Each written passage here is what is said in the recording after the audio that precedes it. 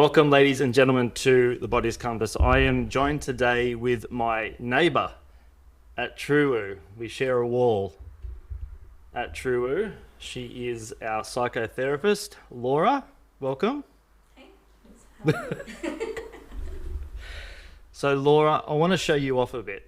So I'd like the listeners to get to know you, so they have a bit more of a deeper sense and connection of who you are and how your background's going to influence our viewpoints, what we covered today. Can you share an overview of what has shaped you as a woman and led you into psychotherapy? Sure. I feel like it's a really big question. If you want to move the microphone closer, that's fine too. It's entirely up to you. Yeah, true. We have free will. Thank you. So I guess what shaped me as a woman. So I actually grew up without my mum. Me too. There you go.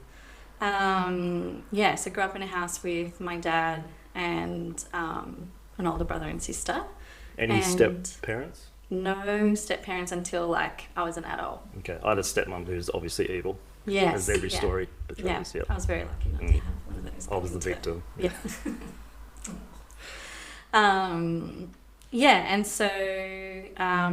guess I was definitely a bit of a tomboy growing up and didn't have that as you would know, feel it as well, that mother softness. The influence, yeah. I kind of just wanted to be one of the boys as well. I had quite an alliance, I reckon, with my dad and my bro in ways, wanting to be like them. That's really on the woman side of my upbringing, I guess. Sure. And so I feel like it wasn't really until my adult life and even probably becoming a mum that I really felt like I've come into my womanness. Into the feminine, yeah.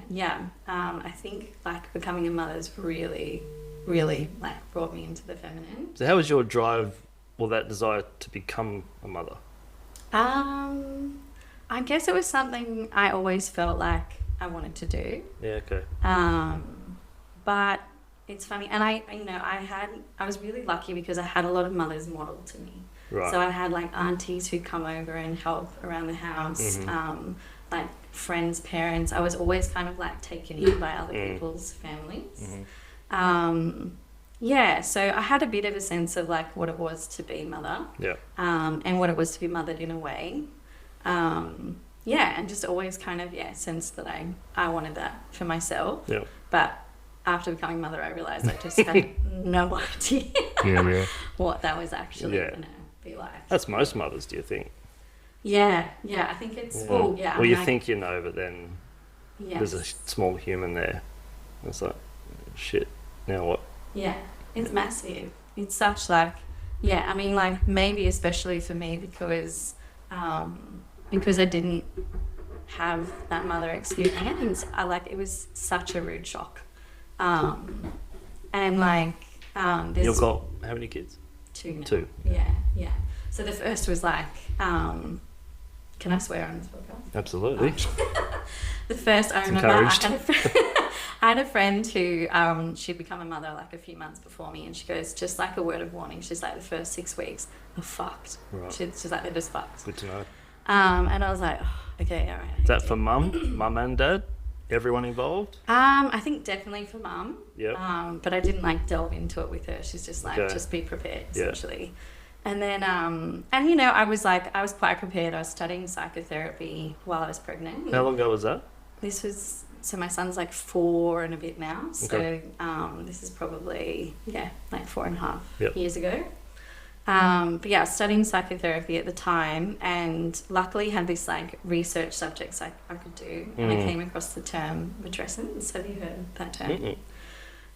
So basically, matrescence speaks to mother becoming, that period of our lives, as kind of likened to adolescence. Okay. In terms of in adolescence. Everything changes for us, right? It's hormonal, it's social, it's emotional, the spiritual shifts, it's massive. And so there's a woman, Deb Dana, who coined this term, not Deb Dana, sorry, Deb Raphael, back in the 70s. And it basically speaks to the gravity of what it is to become mother, and how every single facet of your life is is touched or like kind of upheaved when you become a mother. So yeah, I was kind of like studying that alongside my pregnancy. So it was good to have like that level of awareness that this was going to be a massive kind of shift for me. And it was funny because I had that awareness, but when you go out socially or even like at my work day to day, people would be like, oh, it's coming soon. I'm like, how weird is it that in like one day my whole life turns upside down? I used to say that to people, but in a lightish way, and people would be like, oh, no, you're gonna love it. Like people really also don't want to go there. This is pre-birth. This is pre-birth. Yeah. And I was like, it was always really funny because I was like, cool, they just don't want to obviously go there. That's fine. But yeah, so I guess like studying that and then my friend saying that, I was like, okay, this is going to be really massive. And there was something like, and the first 6 weeks for me were like, I would say pretty fucked. Even though there's lots of magic in there too. But like a mixed emotion. Yeah, it was mixed. Oh, tale of motherhood, the tale of two truths.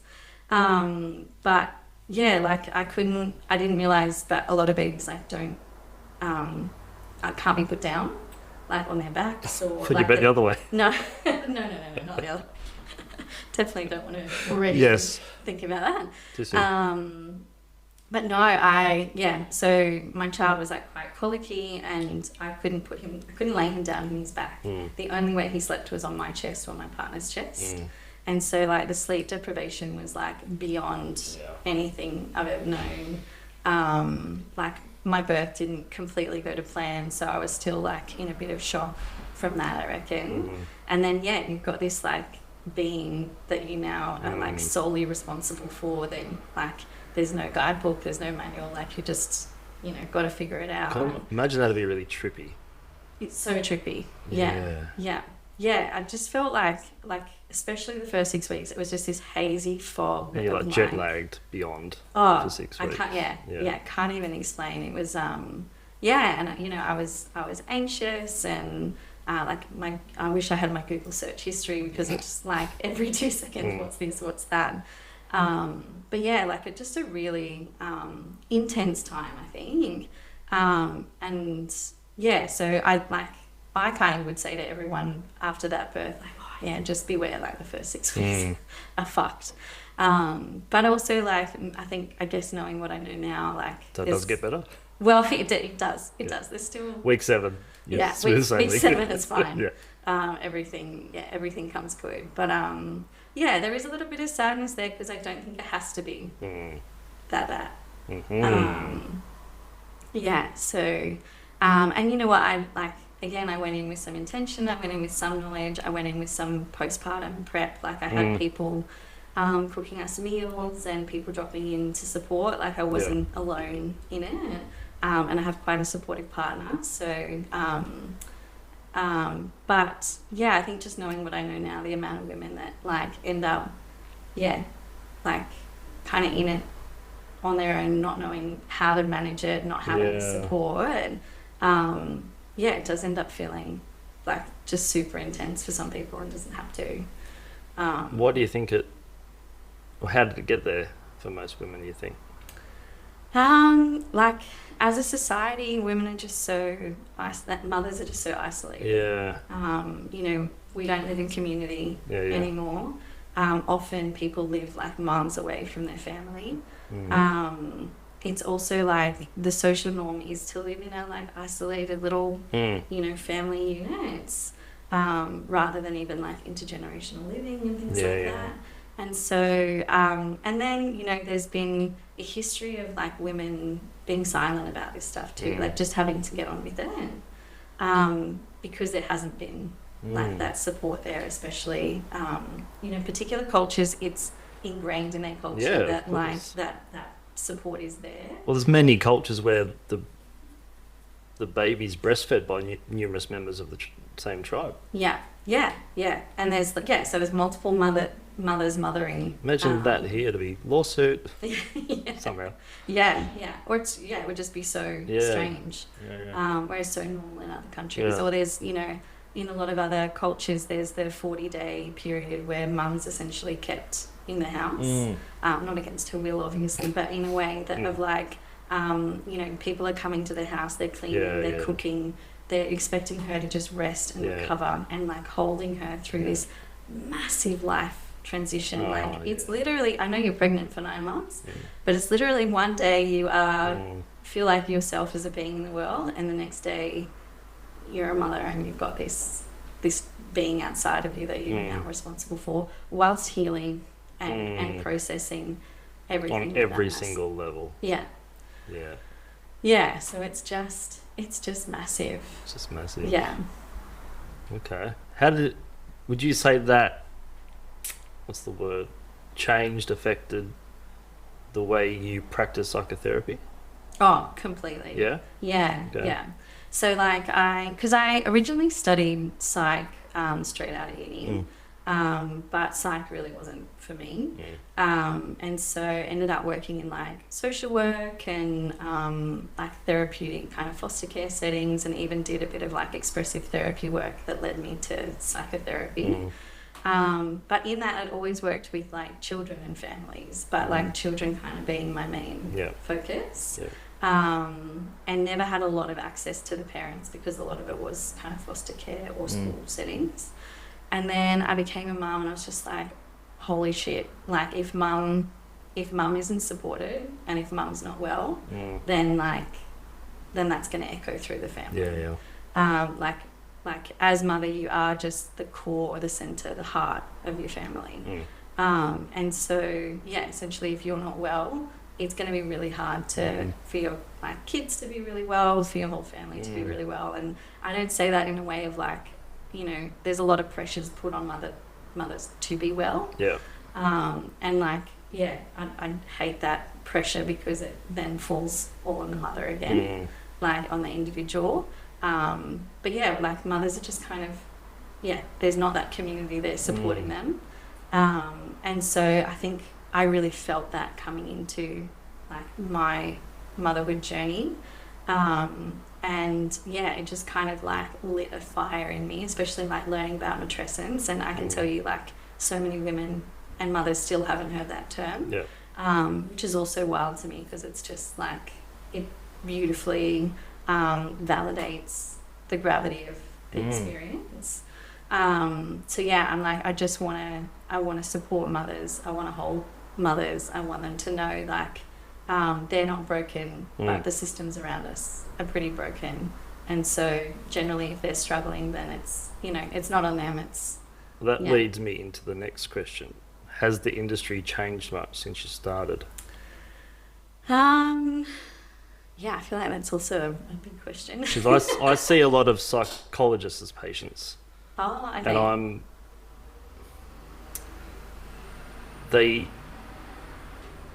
it could be very different for you, but they talk a lot about the brain, not about the mind, which we'll get into a little bit later. Yes. But that's just one thing I noticed. The psychology, like focusing a lot on the brain and the mind, but not a whole lot. Because the psychologist learns psychology. The psychology definition comes from the word psyche. Psyche is Greek for soul, but they learn about the physical processing plant that is the brain. Yes. There's to my knowledge, no evidence showing that the mind is in the brain. In fact, it's the other way around, but that's a different discussion altogether. Yes. But has the industry, since you've been in it, has it shifted, changed much, or?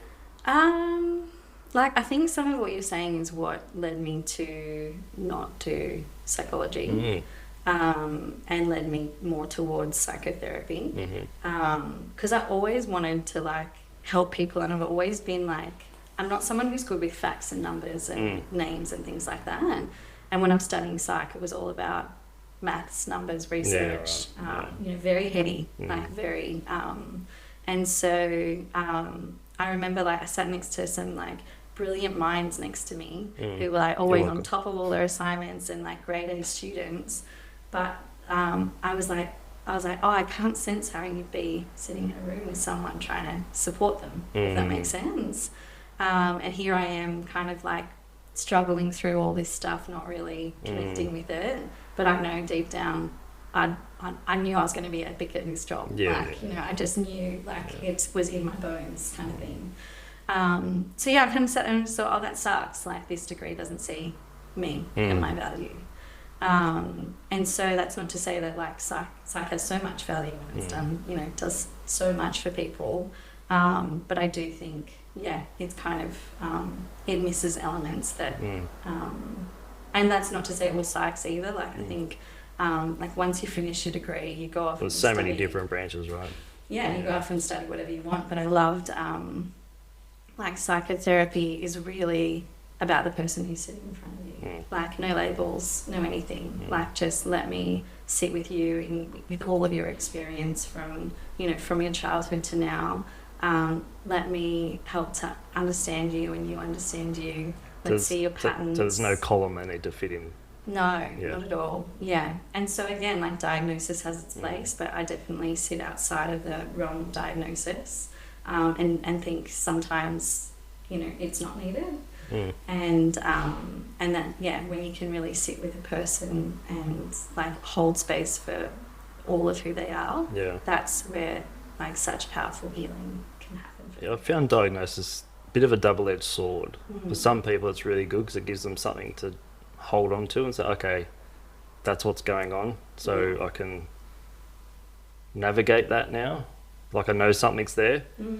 Some people become quite confined to it. That's me now, so I can't be outside that box anymore. Yeah. So no, I have to stay here, and that limits, depending on the person. Totally. Yeah. Of course. Yeah. For some people, it's so empowering. You know, really. Yeah, like you say, it gives them really good direction. But yeah, and so with the psychs, you see, I guess, were you noticing, I guess, the head versus body element? Well, they just talked a lot about, in a depressed person, this imbalance shows up in the brain. Anxiety, it's this in the brain. It's all about the brain, which I can get the logic, but then what created the brain to act that way? And there's research. Have you heard of Heart Math Institute? Yes. So they show that the organs pick up the information 6 seconds before the brain processes it. Interesting. Particularly the heart. Wow. And then there's neurons now. They're saying neurons around the intestinal tract and the heart pick up information 6 to 10 times faster, I think, now than the brain processes it. So the brain is just like the consequence of the body, but it's like as below, so above, as above, so below. So that's a what created what type of thing. Do you ever mark through the archetypes? I haven't done. I definitely know of them, but I haven't done heaps with archetypes. We have to do a separate one on that. I think. Yeah, I'd love to. Yeah. All right. So most people have heard of psychology and psychiatry. Yeah. Few people have heard of psychotherapy, in my experience. Can you explain what the differences are between each one and the role each would play? Yeah, because I want to say, I mean, psychiatry for me was always quite clear, but I feel like the water's very muddy between all of them. But psychiatry's, I guess, really like medical, like they are doctors and they prescribe medication and will work with like people, I guess, with like higher intensity issues, stuff that's really impacting their world, having a massive impact on the world, I guess. Psychologists, the psychiatry, they prescribe medicines, don't they? Yeah, they can prescribe medication. They're the only ones out of all of the modalities that will prescribe medication. And so then psychologists can't prescribe medication, but they can diagnose. Okay. Yeah, but psychology, like we're saying, still fits in a really medical model view of the mind, like illness and disease, kind of, Yeah. Or and so they can do a lot of assessments and things like that, and again bring clarity to people's experience. And have like like CBT and things like that, like ways of working with particular issues and presentations. And then but as a psychologist, you can also branch off, and there's psychologists who use psychotherapy. I know many psychologists who's actually gone and studied psychotherapy because they felt that was lacking from their work. And then I also wanted to mention here, because counselling kind of is a word that comes up as well, and I use it sometimes too. But counselling is probably, so definitely sits outside of diagnosis, but is good for like working through particular issues like anxiety and depression and things like that. But then psychotherapy is like, I guess, a lot deeper and can really be like the exploration of self. And so, you know, you can dive into, like I was talking about before, like your patterns, your childhood, what wounds you're holding from your childhood that are like playing out in your adult life, and really like give space for like your whole person to be in the room, and make sense of, I guess, your life and why you are the way you are. Which I find, like, because I do psychotherapy myself as well, I see a therapist, and it's just been like the most empowering journey of my life. Like so many things that you know, have held me back. Like I think as women, we're often people pleasers. I'm a massive empath, the good girl, you know, thing. I was held back by all of those kind of stereotypes. But, you know, in my therapy process, I've just been able to like see them play out a lot more clearly, and start to choose differently. Yeah, and kind of heal, like sometimes, you know, there's a real young part of me that I'm acting from when I'm playing out those roles, and it's like I've almost been able to do that bit of like inner child reparenting work through it too, and really just hold those wounds of that inner child to help them not run the show anymore. It's quite interesting you say that the psychologists have a more scientific view of the mind, because science only takes you so far. What words do you put into mind? So you've already put a limit on it, but mind doesn't have a boundary. So anyway, there's a very limiting I mean, science, you know, works with what we can see, you know, weigh and measure, but then how does that work with emotions and the mind? Love, how does it? There is such an element of like unknown there, right? And like, well, it's more unknown than known, surely. And so like I think one thing that's always challenged me as well with, and this isn't every psychologist, but like there's an authority in the room, if that makes sense. Like I know it becomes a hierarchy. And like I really try my best to almost take myself out of that authority seat and go, like, you know, your experience in your body, because there is just so much unknown between us and you, so like let's figure that out together rather than me tell you. It's like you take a step, I'll take a step, and then we'll meet at some point in the middle. Okay. So have you heard of Dan Siegel? I love Dan Siegel. So he defines the mind. It wasn't him exactly, but him and I think 40 psychologists, psychiatrists, psychotherapists all got together, and they came up with the collective term mind, an embodied process that regulates the flow of energy and information. So from a psychotherapist, what's your thought on that perspective? This one, like, I feel like I had to read this one a few times to like get my head around it. I was curious as well, was there something that stood out for you? The first thing that stood out I heard that many years ago, but what I got, and it's one of those definitions we have to really sit with. What the fuck did that? But so what I got was it's an embodied process. That's the first thing. So you need a body to experience the mind. You need a mind to experience the body. If you didn't have a body, then you'd just be a thought floating around the cosmos. You wouldn't really have experience within that duality of the polarity that we need to have the experience of. So the soul won't get the experience. So it's just being a thought in the wind. So mind as an embodied process with energy and information, they're for me just two other ways of saying yin and yang, or yang. So energy and information, the two forces that created the universe, we are an embodied process regulating the two polarities or two forces that created the universe. So in other words, you are the universe experiencing itself. That's what I got from it. Yeah. And when I got to that point, I was like, this guy's a fucking genius. Whether he meant that or not, I don't know. But I'd like to think that he did. Yeah. And keep the mystery of it there. So that was my take. Yeah. Yeah, wow. That is big. I love it. Yeah, I really love that. And I feel like Dan is this beautiful mix of that science and he is, yeah. I think he creates so much space for the unknown. Yeah.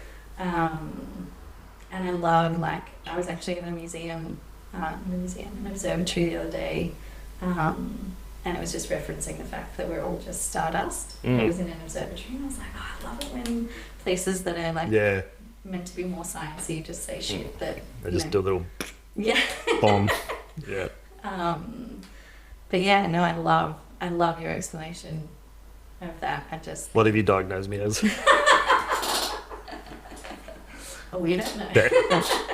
I've been called worse today. No, I think that's such a beautiful, like, you just took that to a whole nother depth that I love as well, like creating space for the spiritual, metaphysical, like, aspects of things, because there is so much, I guess. Well, for me, that's what animates everything. Spirit animates the mind and gives the mind a tool, which is the body. The body is in the soul. The soul records the experience. Yeah. And that's essentially what we're here to do. Yeah. Have the experience, whether it's good or bad. Yeah. Entirely up to you. Yeah. That's your subjective free will opinion. Yeah. And it's just spiraling at the speed of infinity. And I feel like that because, when I was thinking about that phrase, because for me the energy was like body, essentially, like, flow of, like, whether it's emotion or charge or whatever you're feeling in your body, and information is like kind of external but also internal. Yeah. Because you're reading your own body's energy charge from things. It's really interesting you say that, because I interpreted it the same way but different. With the information, I saw that, and this is the beauty about subjectivity. We can see the same thing and have a completely different experience of it, which is what life is, 100%. right? Yeah. Except these days you get labelled if you think outside the original definition. Yeah. So you have to have the same experience. Anyway, that's a different topic. With the energy, you feel emotion, right? That's just energy. Yeah. Energy moving. You have thoughts which feel good and feel bad. That's energy. Yeah. Information, we have a physical for that is in formation. So we are energy in formation. Discuss. I'm just sending my brain out to...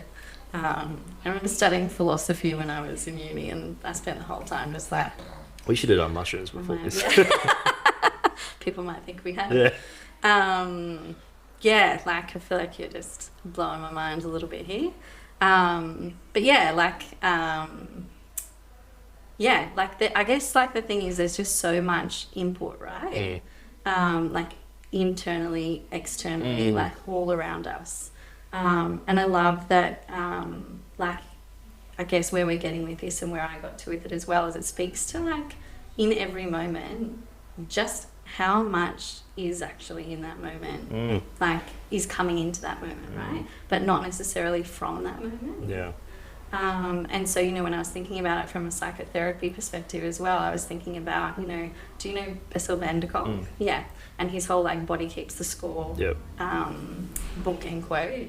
But, our bodies hold so much from our lives. Well, our story. Yeah, they hold our story. And so, in every moment there's what's happening in that moment. But then, with all the energy flow and information that's coming in our bodies, trying to understand that moment through everything it's been through. Yeah, because we can only make sense of it from, like, a contrast of it. Yes. You don't know what left is without right. Yeah. So... And so, I love, like, sometimes, you know, we have a reaction in a moment of something, or something happens and, you know, we're either told you shouldn't have that feeling, or that reaction's ridiculous, or whatever else.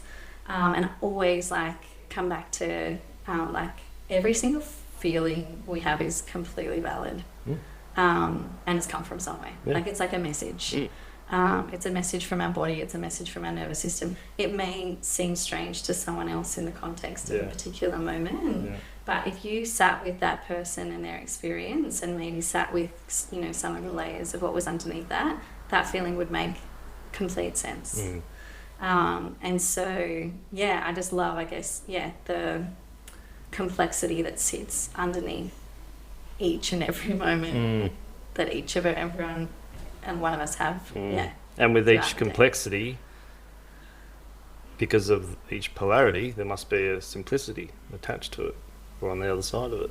But we are so intelligent as a species, we have to complicate things in order to make it simple. Yes. Okay. And can you speak more to how, like, I guess, how that simplicity can come to, or how you can tune into that simplicity? Well, first of all, I mean, the way I would see it, and if someone came to me with, like, I see all kinds of different situations, and they come to me with sometimes like a medical file, an inch thick, and it's from this report, that report, that, blah, blah, blah, blah. And you can tell that person's looking, they want to be the most complicated person that any therapist has ever seen. They want that badge. So and then you look at their life, and let's say a couple of young kids, financial issues, dramas with the ex, multiple injuries, abuse as a child, add to the list, you know, everything that you see. So life gets very complicated. Now, that's sent the nervous system into a bit of a chaotic state, fair to say. That's been interpreted by the mind as, it's like static on a TV for some people. For some people, it's just switched off. The way I would see that is the nervous system's wired to survive. So what do you need to survive? Do you have food? Do you have water? Do you have shelter? Are there people in your life that love and support you? Let's start there. Let's eat well. Let's hydrate. Let's just find a way to ground, center. If you need support, who's on your dream team? Who doesn't have to be like a group of therapists, but who, you know, parents, friend, family, who can you just vomit on, metaphorically? Let's just start there. There's the simplicity. Now, outside that, what more does a human need? You can get into the movement stuff, the dream, because, you know, really helps you have a purpose, a North Star. So that compass is what's going to drive you. But then what's everything else? It's just unnecessary. There's the simplicity. Yes, okay. I totally, I feel you, and I get it. I get it now. And I definitely like, if I think about the way I work with people, it's funny, just the framing differently, but always, you kind of hear what's happening. But then you're like, all right, let's go to ground, and let's like create this. Let's go back to just what your foundation is. And like your nervous system just, feeling safe, or go to those things that, help your nervous system find rest or safety. But you were talking about the input of information before. So what's in your environment? What's causing the static, or what's stirring it up? Totally. And I find as simple, just get a plant. Nurture the plant. And that's just going to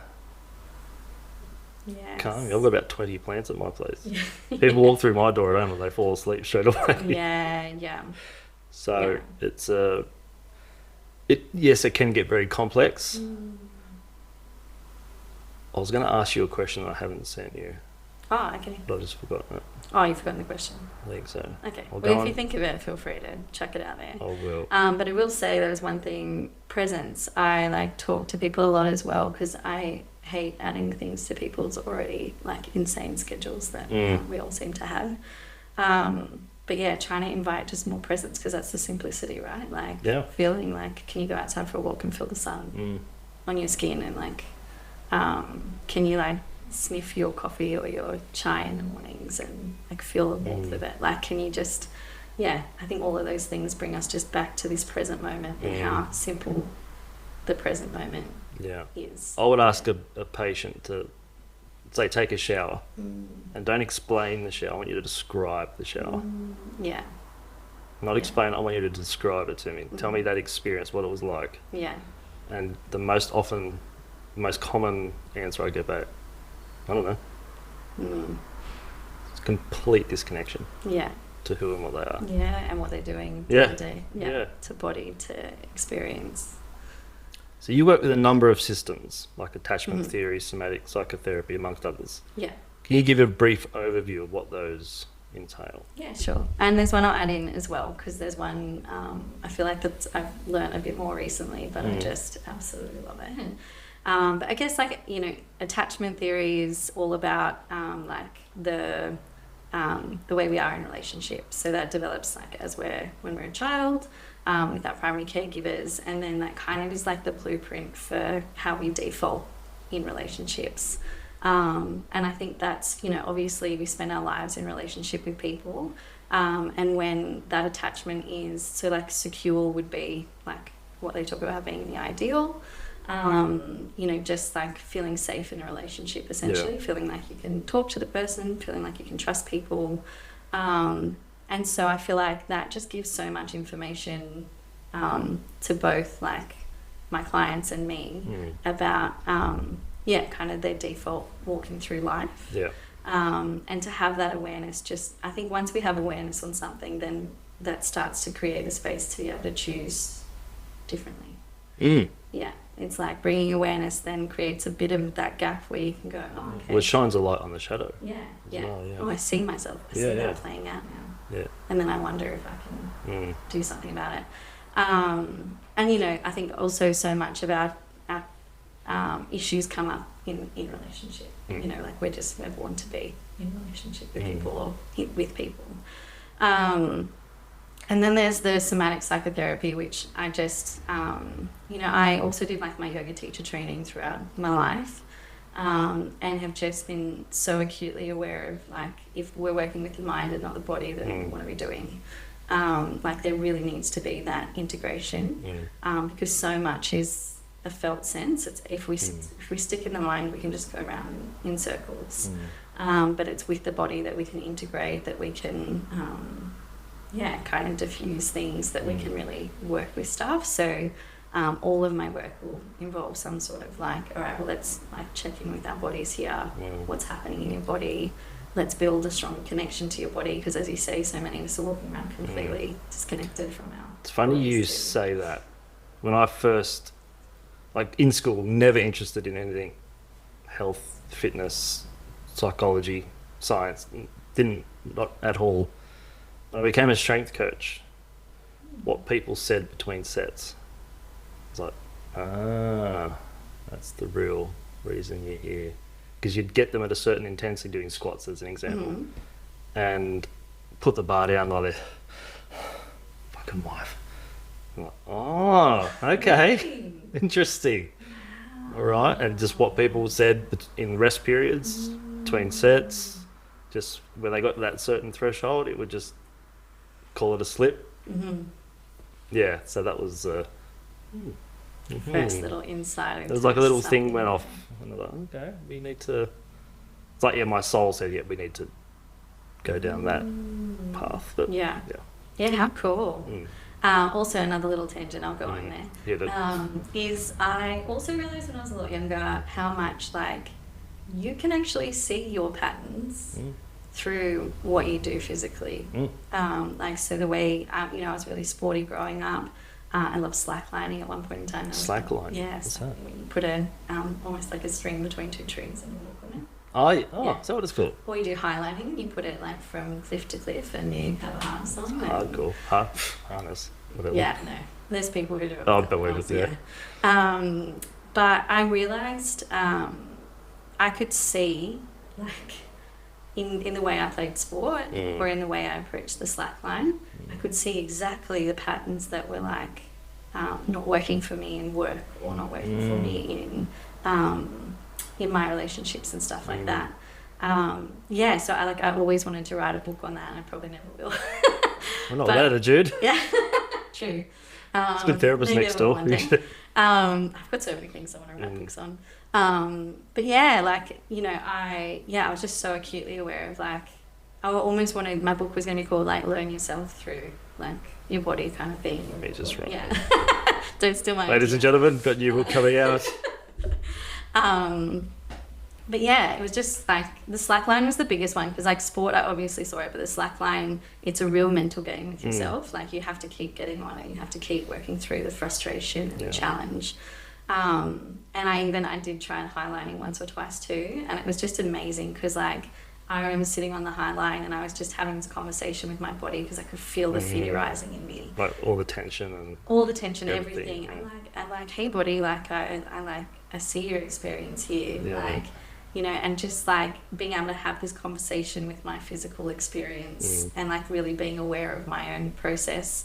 I feel like actually this really connects to birth too, but like when you have experiences like that you can overcome too in that moment and work through, sometimes like that is enough to then overcome it in your life, if that makes sense. Like, not completely, but like it's like, oh, I've worked through that internal process here, and you know, maybe it feels easier over here now too. And I know I reference birth because I know a lot of women, especially like there's this big thing around like when you have your natural birth, just how much of like a what do people call it, like just this incredible experience where you just feel like you can do any, like you just feel incredible, like you can do anything.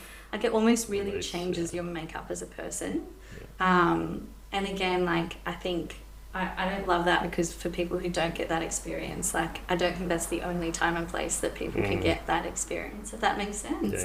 But it is one of those times where like you push through this massive hurdle, like emotionally, spiritually, physically, and you get to the other side. And I feel like you can have that experience as well in other ways, but the transformation that can happen can actually just echo through your life then. Oh, absolutely. Yeah. I just thought of that question. Oh, did you? Do you want to finish your thought on that? No, I feel like that was most of what I wanted to. How much, I don't even know how to ask the question. How much of people's stuff, when I say stuff, issues, does your intuition tell you that is pre-incarnative choices? So they came into this world with? Or either came into this world or left themselves breadcrumb trails. And they go between the ping pong ball obstacles that is life, between each polarity. I usually say to a patient, you think of life as a river. Sometimes we hit the bank from time to time, and that's our, let's say, pre-incarnative setup. Let's say, no, a bit more to the right, no, get to the left and keep on the flow. How much would you discuss? And so I want to dive a little bit more into your thoughts around the pre-incarnative setup. So there's obviously like a kind of theory here that... Like, so have you heard of the theory of, the concept of soul contracts, sacred contracts? It doesn't sound unfamiliar, but I don't know a lot about it. Okay, so there's Yogananda and Carolyn Myss are the two big ones. So they say, same, different words, that pre-incarnation, we're at the soul bar and we all have lessons that we want to learn. So let's say this current incarnation, I want to learn forgiveness. Well, I'm going to need someone to forgive. So I'm going to meet you at a certain time, and you're going to break my heart to 1,000 pieces. Now, I get it doesn't make earth logic sense, but from a soul perspective, there's your opportunity to forgive. Yeah. And if that doesn't work, someone else is going to do it. Like, here, you got backup. You got backup to the backup, and backup. It's just going to keep replaying until you infinitely. Until you get there. Yeah. Yeah. Yeah. Okay. And so, can we go back to what your question was just then? How much of people, let's say unresolved trauma, or their stuff they're carrying around with them, I don't want to say would you think is that, but would resonate to at least an involvement with that? Because that's what something science can't really tangibly explain. Yeah. But all the mystics of the world have done healings, and they've been called miracles, but they're really just tapped into that. And they've gone beyond science. They've gone metaphysical, let's say, and they've healed them from that without laying a finger on them. Yeah, wow. Yeah. Yeah, I mean, gosh, there's just so many layers always, right, as we spoke about earlier. Assuming that's not what you talk about in uni then. No, I can't say that's something we covered in uni. Weird. Yeah, it's very strange. But definitely, like, I again love psychotherapy, and there's one more therapy I'll talk about at some point that just really lends itself to metaphysical, spiritual. Like, you know, it's not confined to our bodies and this world, if that makes sense. But I would say, like, you know, going back to you talking about like lessons that kind of we need to learn, I think, you know, and that's almost like connected to someone playing out a pattern. Yeah. And so, you know, whether that's connected to a soul contract that, you know, they came into this earth with, or, you know, that's just something like there's a lesson lying there in front of them that they, you know, every experience we can learn and grow from, or we cannot. And there's so much wisdom and information in each experience that we have. And there's the opportunity to learn from that and to grow from that. Or again, you can just kind of keep playing. You can keep playing victim. And be empowered by that. That's some people's thing. But I feel like this does connect a little bit to that other theory I wanted to talk about, which is, have you heard of internal family systems? Yeah. Have you like? I don't use it in the way you're thinking of it, but I've heard of it. Yeah, cool. And so I love that as a reference point a lot for people when I'm sitting with people as a. So what is that for people who don't know? So I love the easiest way to describe it is if anyone's seen the Inside Out movie. Essentially. It's a good way of thinking about it. Yeah, like essentially we are a system of parts. Like our internal world is a system of parts, essentially. And each part has a specific role to play in kind of keeping us on track and keeping us safe, you know, or keeping us going. And so, yeah, like in Inside Out here, there's like the angry one and the jealous one, and they kind of like label them with different emotions. But like you don't have to label them with specific emotions. They're normally specific experiences or things that are playing out again and again. And quite often, you know, I think the concept would be that these parts develop in response to our environment, especially when we're growing up. And so, you know, and they're what help us survive and keep going in that environment. And this isn't to say, like, it doesn't need to mean, like, you don't have to have had a really traumatic childhood for parts to come into play. But parts will come into play to, like, keep you moving through life. And then we become an adult, and some of these parts are really great and they help keep us going, and some of them, like, are not helpful at all anymore.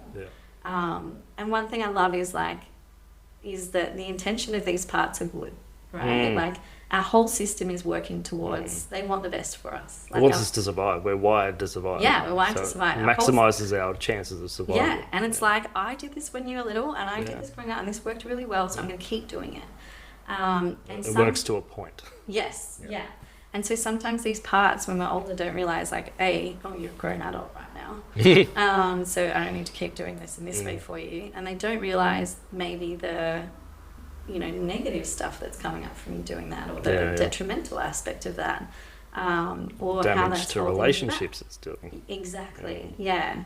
And so I love, we can kind of just like, we can talk about stuff with people, and these parts can come, and we can dialogue with these parts and get to know these parts. And there's a real like self-compassion element to that too, because it's not like, oh, you're a bad, like there's no, the whole, it's Richard Schwartz is the guy who kind of came up with this theory, and he's written a book called No Bad Parts, because he's essentially like, none of our parts are bad. They've all got really positive intention for us. But you might hate a particular part for doing, for keep doing this thing. But it's like, where can we find that compassion for that part too, understanding for especially that part? because that judgment for that part is likely bouncing off someone else's idea of what can and can't, and shouldn't. Yeah. I just thought of the other question I was going to ask you. Okay. Yeah. But yeah, anyway, so like that theory for me has just been like one of my favorites to come into my work, because it just lets polarity exist within us as well.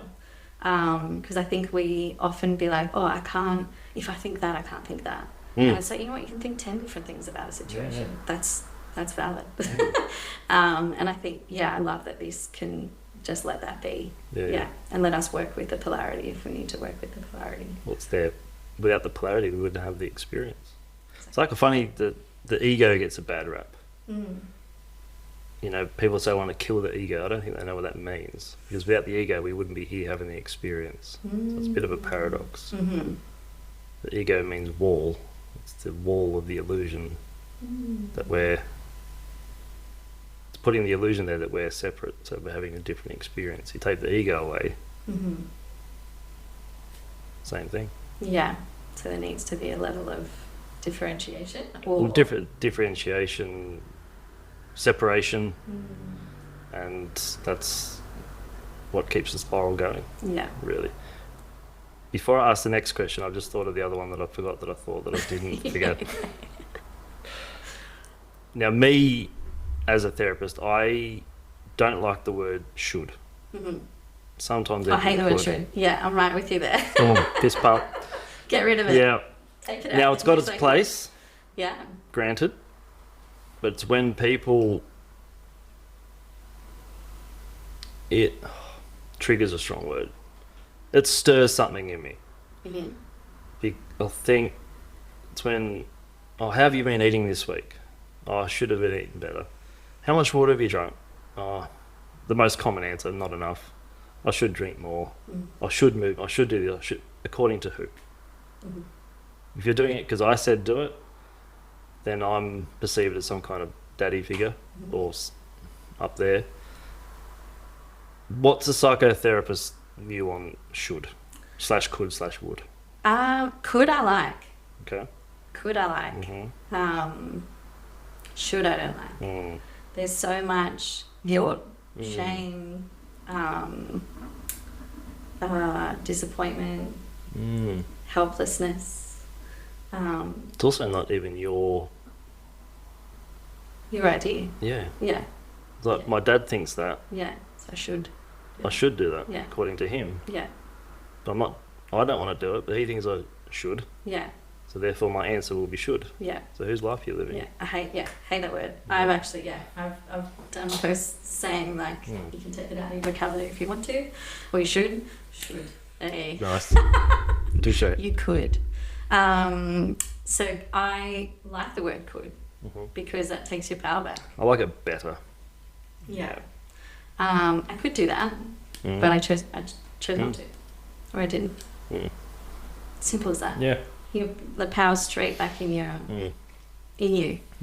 And you're still shielding an idea maybe from external from you, but it puts you back in the driver's seat rather than feeling like because it's a helpless word. And if you say, at least instead of saying I should do that, I didn't do that.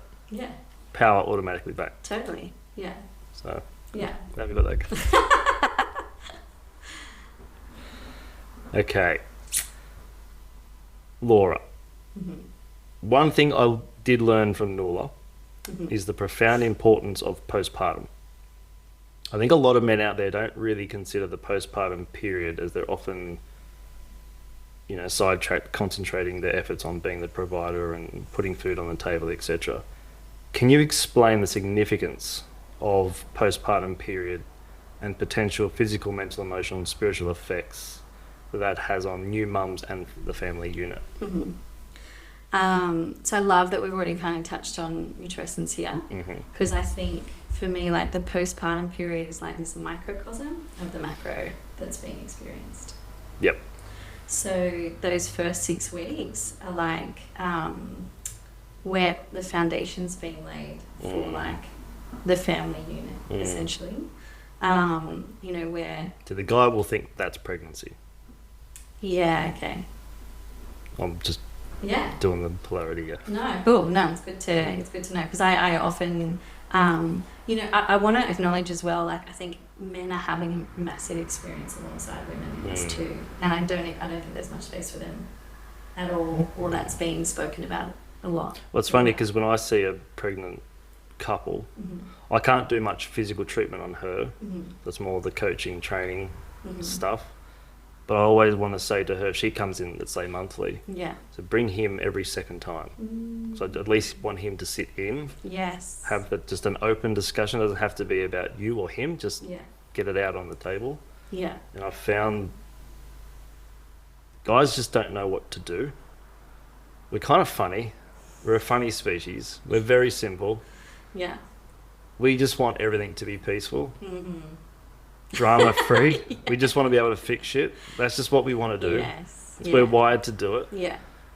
And I have to say to the guy, look, she's going, and I'm probably going to forget this myself when the time comes for me, but while I'm present, you've got this I will say that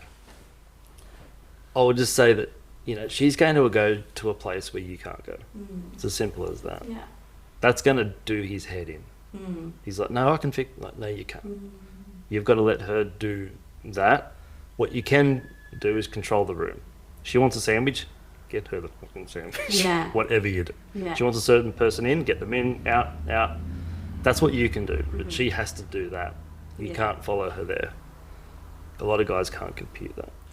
And I'm so intrigued by the, like, if we can just step back, like, the concept of, obviously, like, men wanting to provide, men wanting to fix. I'm so curious where this has come from. Not because I know, the hunter-gatherer, I know that. But, and maybe it's like our society moving in a weird direction now that doesn't seem to fit. No, it's almost going out of fashion. Yeah, it's going out of fashion. Out of fashion. What's a better way of saying that? Like it doesn't work anymore. Maybe, yeah. Maybe. It doesn't fit. Even the birds are laughing. Yeah. So. They're like, you guys are... I think as the roles are changing as well. Yeah. I want to say it's a really tough time for men at the moment too. Like, exactly, we're the victim. Huh? We're the victim. No, definitely, you guys. No, I had this chat with my partner a lot because, I as well, it's been such a conscious journey into motherhood for me too, especially then with my second, and I'm now surrounded by so many women working and intentionally in space that, like, I feel really well supported, and there's so many women to connect with and so many women talking about this now, whereas, like, there's not many men there talking about what it means to be a father in today's society, and what our families need now in today's society, because I also see, like, there's so, like, divorce rates are, like, insane, and often, like, the breakups happen not long after kids, and there's this drive for the man, and my partner, he has this too, right? He's like, I want to provide for our family, like, let me go work, let me do this, but I think my journey into motherhood as well, I had this really strong focus on safeguarding my well-being and safeguarding our family's well-being. That was my, like, number one priority. Probably because I'm a psychotherapist, but also there's, like, like some mental health stuff in my family, and definitely mental health stuff around becoming a mother in my family. There's mental health stuff in every family. Oh, totally. Yeah. But yeah, I was really acutely aware of I need to make sure I do everything I can to keep myself well. Because I remember growing up watching. I've got 4 older sisters, watching them all have kids, and Dad drilling it into me that the man's the provider. Yeah. You're the protector, and etc. etc. But in society now, if you're the provider and you go off and do your providing, and we're just left at home alone, not being supported at all, then we're not okay. Yeah. And then also we're not okay, and we're not okay. Where's the relationship gone? We're not. And then and the family's not okay. So the relationship also suffers because the woman's suffering, the relationship's suffering. Yes, there's food on the table and there's a roof over your head. But it's very necessary. And he thinks he's killing it. And he thinks he's killing it. And you know what? The intention is so pure. So pure. But you get to that 4 or 5 year mark and the relationship's gone. Resentment is rife in your relationship. Your family's falling to pieces. And he's likely blind to it and deaf to it. Yeah. Or he comes home from work one day and next minute shit's hit the fan. He's like, where did this come from? Yeah. But it's been there for it's been years.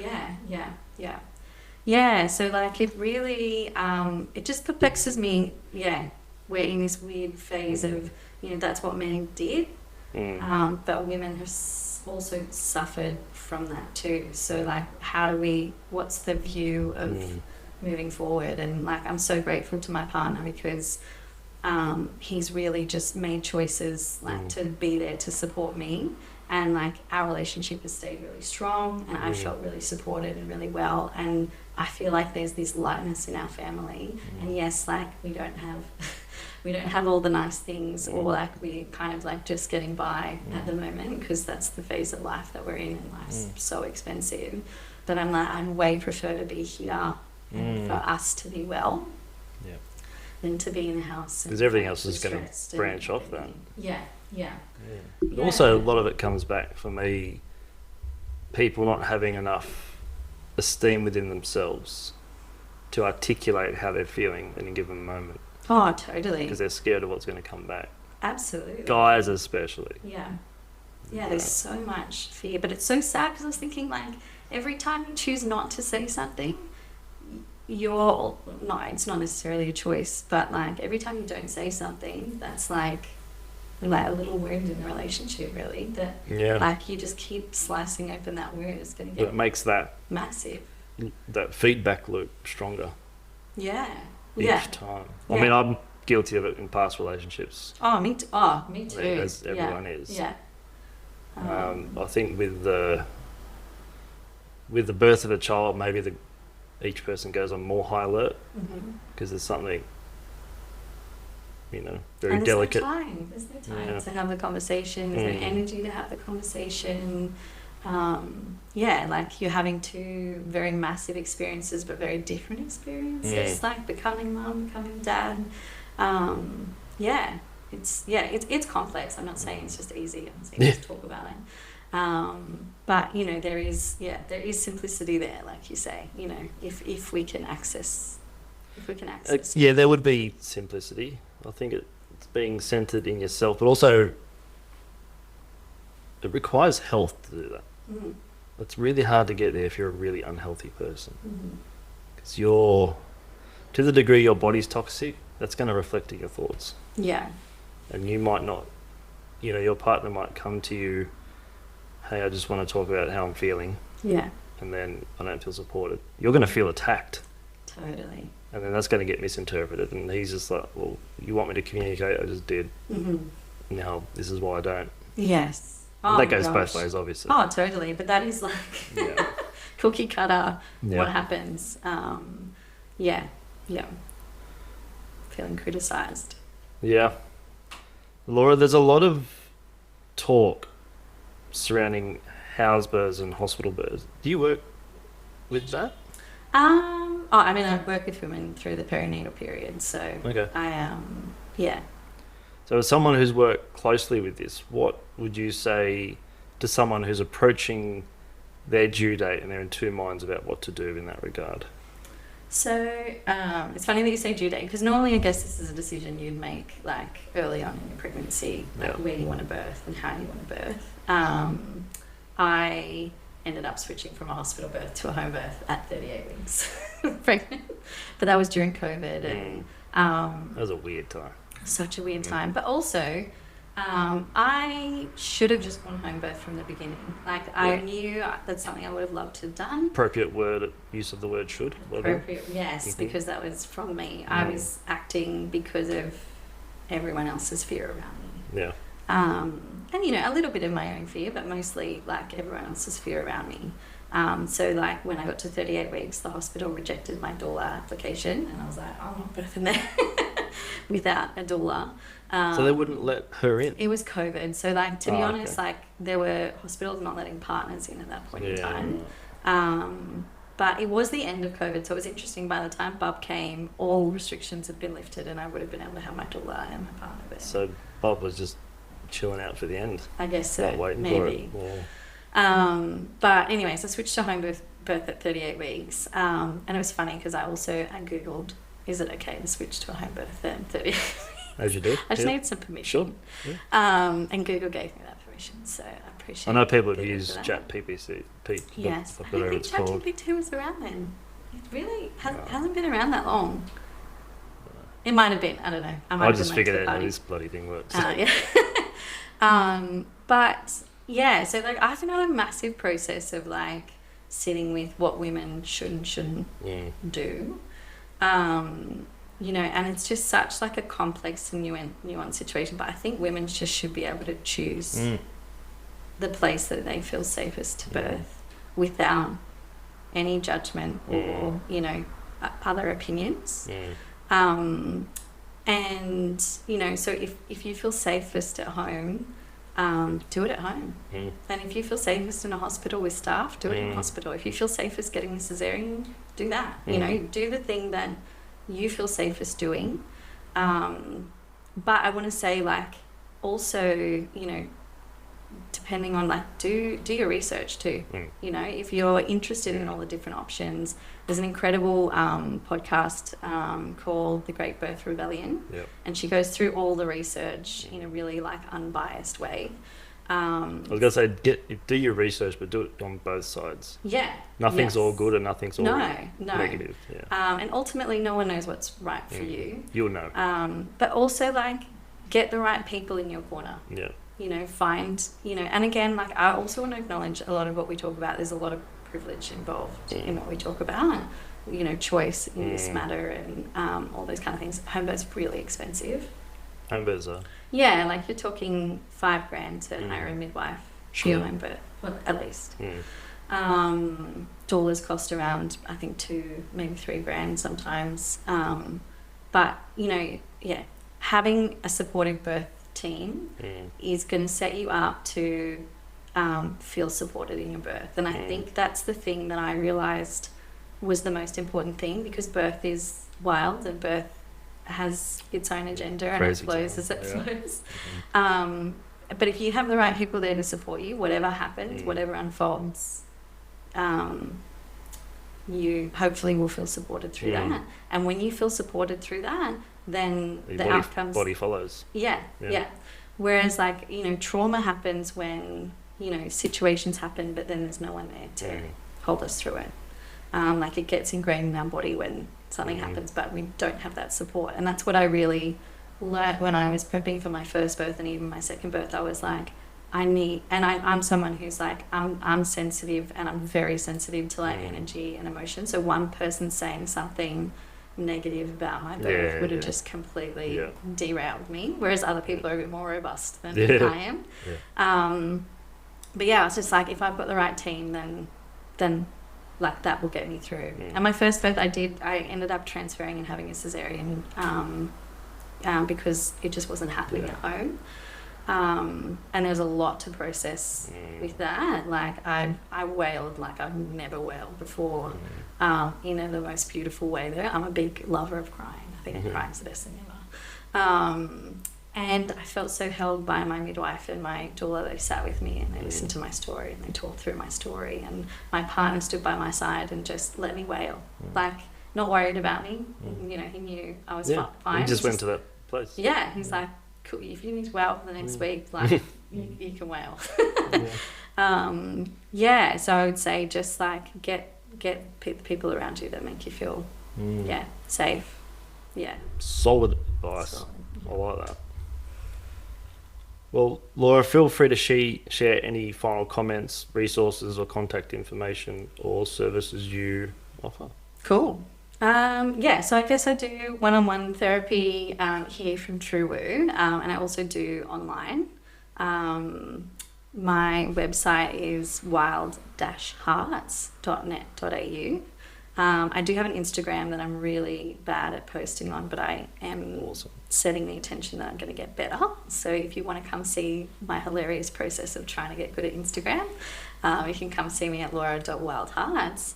I also do couples therapy too, and with a real focus on, I guess, like coming into parenthood.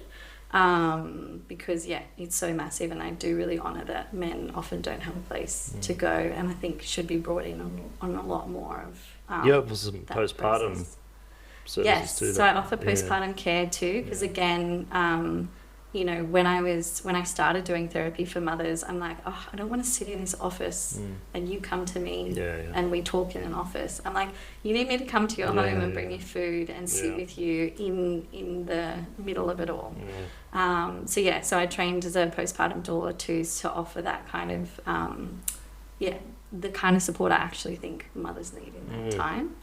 And then I've just started doing mother circles too, because I feel like every woman who sits in front of me often feels isolated. Like the mothers groups that kind of the hospitals and stuff set us up with can be good, but often it can be hard to especially for the women who want to talk about the deeper process of becoming a mother. You can kind of get stuck in that surface chat of how they're sleeping, how this, how that. So I wanted to create a space for mothers to connect, but also talk about the deeper, harder stuff. So, and so I'll share about that on my Instagram. That's probably the main posts that are on my Instagram at the moment. Nice. And then I did want to put something out there again that isn't in existence yet, but I'm saying it here so that it will come into exclusive access. No. So I want to create a bit of a just a PDF that's free for everyone, but essentially talking about safeguarding your well-being or your mental health through your mother becoming and motherhood. Because I don't just work with women in the perinatal period, it kind of extends to just motherhood in general. Matrescence doesn't have an end date. It's kind of an ever unfolding experience. It's always evolving. And so I guess in my journey I had such a focus on even I knew I needed to safeguard my mental health. I had this awareness that I really needed to look after it, and so I guess I want to be able to share that with everyone. So keep your eyes out. I'm creating that at the moment, and that's just going to be free for everyone to access. So.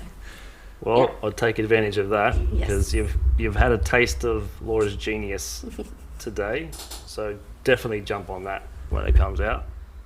I feel like we've got several episodes up our sleeve from today. Yeah, I'm down. Yeah, we'll have to get into that. But thank you for joining me today. No, thanks for having me. And guys, check out Laura. If you have any questions, reach out to her, and we'll see you next time. Sounds good. Thank you. You've been listening to the Body's Compass podcast with Matt Sorensen and today's guest, Laura Turner. Check out her Instagram at laura.wildhearts. If you liked this week's episode, please consider giving us a 5-star rating and a warm review. Please share this episode with someone you think it might help. If you want to find out more, give us a follow on Instagram at The Body's Compass or swing by healhub.net. Thanks for tuning in. Catch you next time.